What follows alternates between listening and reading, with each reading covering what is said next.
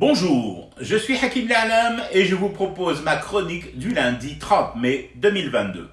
Elle s'intitule « Les orques de Staline ». À partir de Rome, Gigi a assuré que la DZI était prête à vendre de l'énergie électrique à l'Europe, par voie de câbles sous-marins.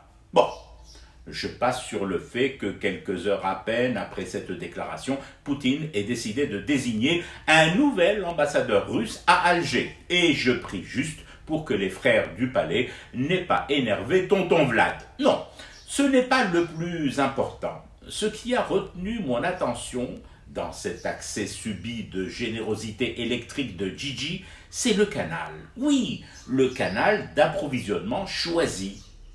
Un câble sous-marin, mon Gigi? T'es sûr? T'as fait un tour de table, t'as bien demandé à nos experts, et tous, après concertation, vous avez finalement opté pour l'option câble sous-marin. Non, je pose la question, parce que, comprends-moi bien, loin de moi l'idée de m'immiscer dans tes prérogatives et décisions, de vouloir me mêler de choses qui ne me regardent pas au fond. C'est toi qui as été élu le 12-12 et c'est toi qui vis au palais avec les lumières allumées tout le temps et qui ne paie pas la facture Sonel-Gaz. Bon, je pourrais chipoter un peu en te faisant remarquer que quelque part je paie une partie de cette facture. Mais ça serait petit, mesquin de ma part. Non, je préfère juste me focaliser sur le moyen d'acheminer l'énergie électrique que tu comptes vendre à l'Europe. Le fameux câble. Dois-je te rappeler que nous avons un sérieux contentieux avec ces câbles sous l'eau?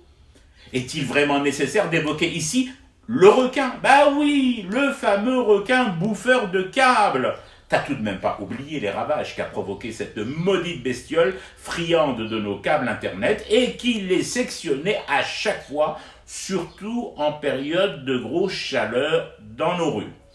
Et faut-il aussi que je te signale l'actualité immédiate? Monsieur, même à Rome, t'as dû entendre parler de cette orque géante qui rôderait dans nos parages. L'orque, en plus d'être munie de rangées de dents encore plus terribles que celles du requin, est dotée d'une ouïe extrêmement fine. Les océanologues, et plus particulièrement les biologistes marins qui travaillent sur les cétacés, affirment que l'orque a des oreilles encore plus sensibles que celles du dauphin, qui lui les a déjà vachement fines. Alors, tu penses vraiment que l'orque est là par hasard? Ne devrais-tu pas t'inquiéter de son signalement et de ses marivaudages dans nos eaux dès ton annonce de vendre de l'électricité aux Européens? Moi je dis ça, je ne suis pas cétologue, juste plaisancier. Et surtout privé d'internet quasiment toute la journée, et me tenant déjà le ventre à l'approche d'un autre serpent des mers algériennes. Le délestage électrique d'été. Mais ne t'en fais pas pour moi.